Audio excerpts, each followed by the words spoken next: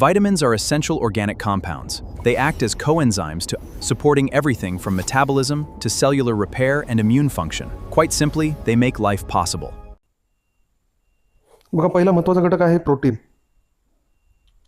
आणि या प्रोटीनच्या डेफिशियन्सीमुळं जे क्वॉशवर्कर नावाचा डिसऑर्डर आहे, तो क्वॉशवर्कर जे आहे ते लहान मुलांमध्ये होतो. तर हे क्वॉशवर्करमध्ये सिव्हिअर डेफिशियन्सीमुळे, प्रोटीन डेफिशियन्सीमुळे क्वॉशवर्कर होतं.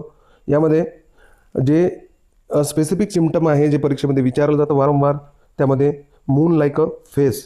तर हा घटक मून लाईक अ फेस हे जे काही घटक आहे, तर हे सिम्पटम काय केलं जातं, वारंवार परीक्षेमध्ये विचारलं जातं.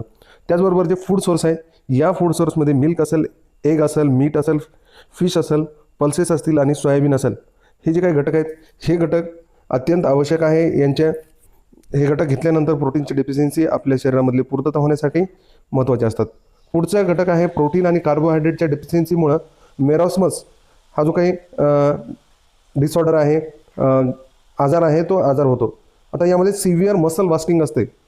या जे कार्बोहायड्रेट आणि प्रोटीनच्या डेफिशियन्सीमुळे मेरास्मस होतो, त्यामध्ये सिव्हिअर मसल वास्टिंग असते. वेट लॉस होतो. ड्राय आणि रिंकल्ड स्किन असते. त्याचबरोबर जे काही फूड आहेत, फूड सोर्सेस आहेत प्रोटीन आणि कार्बोहायड्रेटसाठी, ते त्यामध्ये मिल्क असेल, फ्रूट असेल, व्हेजिटेबल असेल, केरल्स असतील किंवा पल्सेस असतील, हे सगळे घटक आपण घेतल्यानंतर ही जी काही प्रोटीन आणि कार्बोहायड्रेटची डेफिशियन्सी आहे, ही डेफिशियन्सीची पूर्तता होणार आहे. किंवा हे घटक जर आपण शरीरात घेतले नाही तर प्रोटीन आणि कार्बोहायड्रेटची डेफिशियन्सी होऊ शकते. पुढचा घटक आहे विटॅमिन ए. विटॅमिन एमध्ये विटॅमिन एच्या कमतरतेमुळं नाईट ब्लाइंडनेस होतो. त्याचबरोबर झेरॉप्थॅल्मियासुद्धा होतो. आता याच्यामध्ये नाईट ब्लाइंडनेसमध्ये झेरॉप्थॅल्मिया, त्यामध्ये बिटॉट स्पॉट हे स्पेसिफिक सिम्पटम यामध्ये परीक्षेत विचारलं जातं. तर यावर प्रश्न वारंवार विचारला जातो.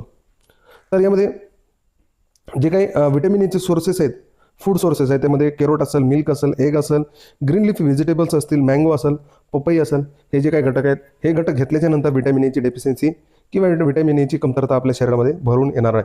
त्यानंतर पुढचा घटक आहे विटॅमिन B1. विटॅमिन बी वनचं दुसरं नाव आहे थायमिन. आता विटॅमिन B1च्या कमतरतेमुळं बेरीबेरी हा आजार होतो. आता हे बेरीबेरी आजार होतो. तर या विटॅमिन B1 किंवा थायमिनच्या कमतरतेमुळं पेरिफेरल न्यूरायटिस, जे काही पेरिफेरल न्यूरायटिस आहे, तो पेरिफेरल न्यूरायटिस बघायला भेटतो. त्याचबरोबर कार्डियाक फेल्युअरमध्ये वेट बेरीबेरी हा प्रकारसुद्धा यामध्ये मोस्टली बघायला मिळतो. यामध्ये लॉस ऑफ अपेटाईट असतो, विकनेस असतो, पेरिफेरल न्यूरायटिस असतो, एडिमा असतो आणि कार्डियाक फेल्युअर, वेट बेरीबेरी हे आपल्याला या विटॅमिन B1च्या याच्यामध्ये पाहायला मिळते. त्याचबरोबर फूड सोर्सेसमध्ये whole grain, pulses, nuts, seeds आणि हे जे काही घटक आहेत, या सर्व घटकांच्या हे जे सर्व काही घटक आहेत, हे सर्व घटक अत्यंत आवश्यक असतात. त्यानंतर पुढचा घटक आहे विटॅमिन B12. याला विटॅमिन B2, त्याला दुसरं नाव आहे रायबोफ्लेविन. आता ह्या रायबोफ्लेविनमुळे सुद्धा जे काही चिलोसिस आहे, हे की नाही, चिलोसिस म्हणजे जे चिलोसिस आहे तो होतो. तर या विटॅमिन B2च्या कमतरतेमुळं, रायबोफ्लेविनच्या कमतरतेमुळं अशा स्वरूपाचे सिम्पटम्स आपल्याला पाहायला मिळतात. हे बघा. त्याचबरोबर याचे पण फूड सोर्सेसमध्ये मिल्क आहे, एग आहे, ग्रीन लिपी व्हेजिटेबल असेल, आल्मंड असेल, होल ग्रीन असेल, हे सगळे घटक आपल्याला यामध्ये काय होतात, पाहायला मिळतात. या सर्व जे विटॅमिन B1 असेल, B12, B2 असेल, त्याचबरोबर विटॅमिन B3 आहे. आता या विटॅमिन B3चं केमिकल नेम आहे विटॅमिन B3. आता विटॅमिन B3चं केमिकल नेम आहे नायासिन. आता नायासिन, विटॅमिन B3चं केमिकल नेम आहे नायासिन आणि याच्या कमतरतेमुळे पेलेग्रा. आता विटॅमिन B3मुळं डर्मॅटायटिस होतो, डायरिया होतो आणि डेमेन्सिया. ही 3 प्रकारचे डीज. डर्मॅटायटिसमध्ये काय होते, फोटोसेन्सिटिव्हिटी पेशंटला पाहायला मिळते. तर परीक्षेच्या दृष्टिकोनातून अत्यंत महत्त्वाचा घटक आहे B3. हा जो आहे नायासिन, B3चं केमिकल नेम आहे नायासिन. आणि नायासिन हे कशामुळे होतं, पेलेग्रा, नायासिनच्या कमतरतेमुळे पेलेग्रा हा आजार होतो. तर पुढचा घटक आहे विटॅमिन B5. विटॅमिन B5 याला पेंटाथेनिक ॲसिडसुद्धा म्हणतात. यामध्ये पॅरासिन्थेसिस होतो.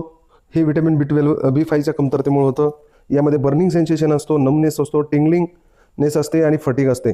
टिंगलिंगनेस आणि नमनेस व्हिटॅमिन B5च्या कमतरतेमुळं होतो. आता ह्याचं सोर्स काय, मीठ आहे, एग आहे, होल ग्रीन असेल, हे सगळे घटक आहेत याचे मेन सोर्सेस आहेत. त्यानंतर पुढचा घटक आहे व्हिटॅमिन B6.